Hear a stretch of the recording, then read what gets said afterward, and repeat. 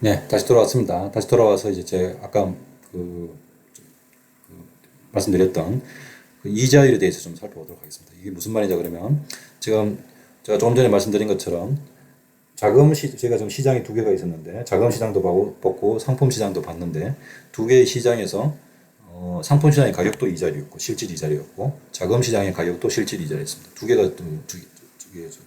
두 개의 시장에서 가격이 똑같은 거죠, 실질 이자율이. 그래서 이제 왜 그런지, 그게 도대체 뭘 의미하는 건지, 그리고 왜 상품 시장의 가격은 실질 이자율인지 이런 것들에 대해서 좀 살펴보도록 하겠습니다.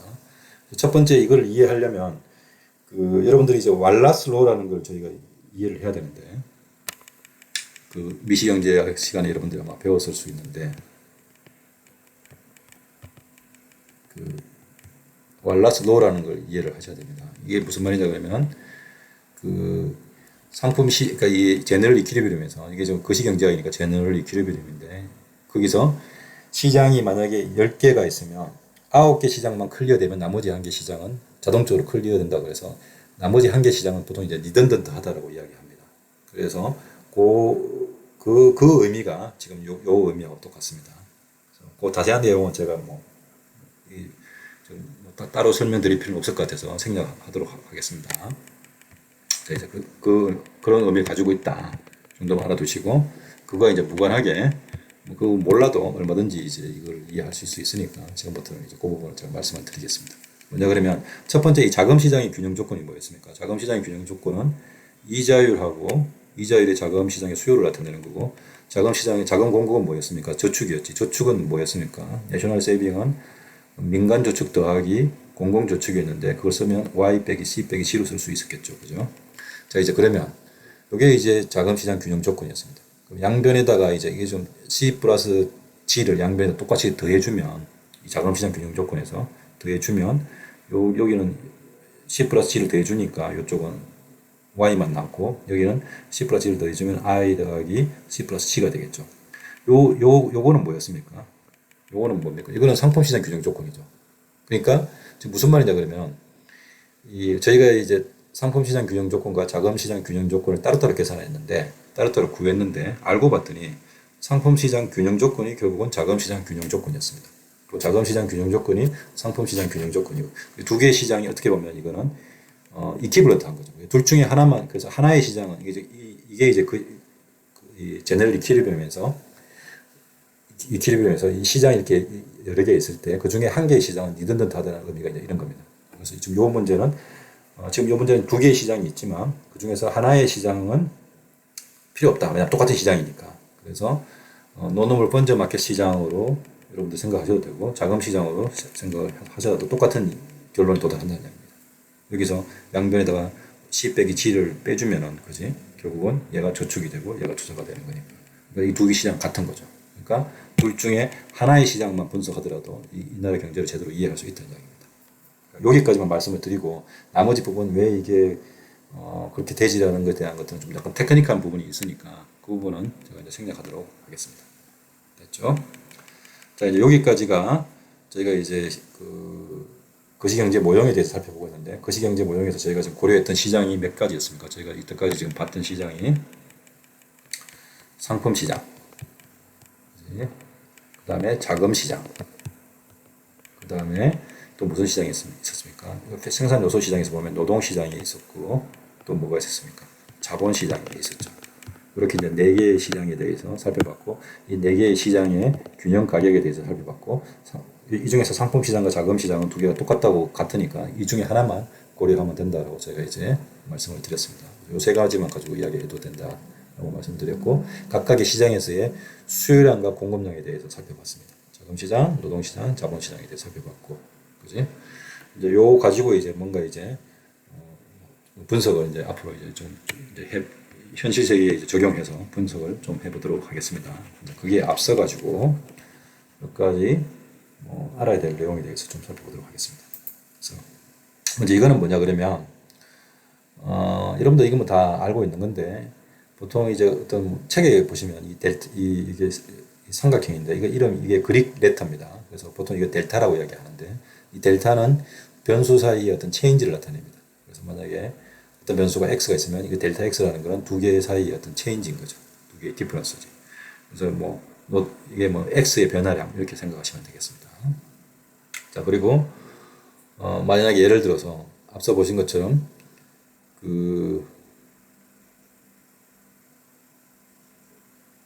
이런 예를 들어보겠습니다. 만약에 우리가 노동의 한계 생산을 디파인 할 때 보면 그때 데피니션을 보시면 뭐였습니까? 노동의 한계 생산은 어떤 거냐 그러면 다른 생산 요소가 변하지 않는다고 가정하는 상태에서 다른 생산 요소 뭡니까? 캐피탈이지. 캐피탈의 양이 변하지 않는 상태에서 노동을 한 단위 증가시켰을 때 아웃풋이 얼마만큼 늘어나느냐 그게 뭐였습니까? 노동의 한계 생산이었죠. 그게 아웃풋의 변화량이 노동의 한계 생산입니다. 이때 중요한 게 뭐냐면은 자본은 변화하지 않고 노동량만 한 단위 증가시켰을 때 이렇게 아웃풋은 증가하느냐 그게 이제 노동의 한계 생산입니다. 이게 이제 여러분들 마찬가지로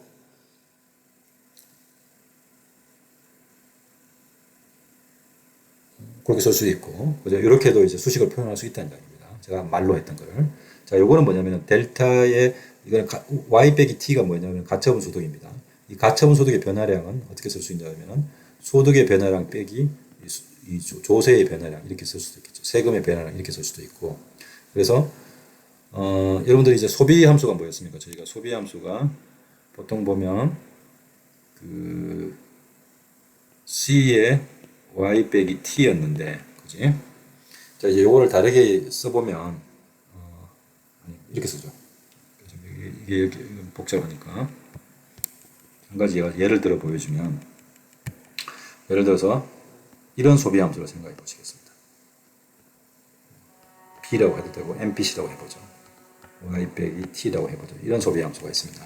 자 여기서 소비가 변화하려면 결국은 델타 C가 변화하려면 뭐가 바뀌어야 되겠습니까? 만약에 MPC가 안 바뀌었다고 하면 A는 안 바뀌죠. 그러니까 A는 안 바뀌니까 두 개 빼니까 이런 소비 함수가 있고 예를 들어서 이런 걸 C1이라고 하죠. Y1 이렇게 있다고 생각하고 뭐 T1 이렇게 있다고 생각하죠. 이런 소비 함수하고 또 하나의 소비 함수는 어떤 소비 함수가 있냐 그러면 델타의 의미가 제가 이제 설명하려고 그럽니다.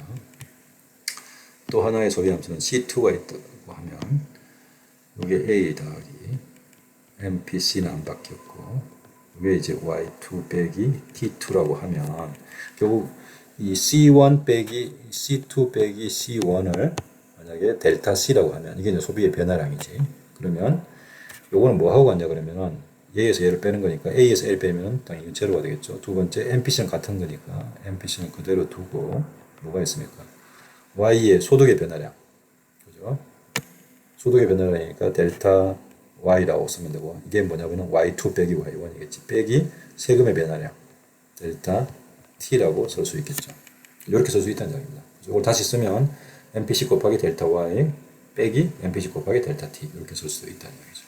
소비의 변화량은 결국 어떤 소비가 바뀐다면 그건 뭐가 바뀌어서 바뀐다는 얘기입니까?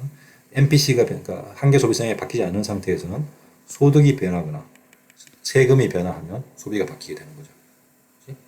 그렇게 이제 이 노테이션을 가지고 이제 이야기를 해볼 수 있다는 이야기입니다. 이 정도만 알아두시면 되겠죠. 알아두시고 요거 가지고 이제 제가 몇 가지 한번 문제를 한번 풀어보겠습니다.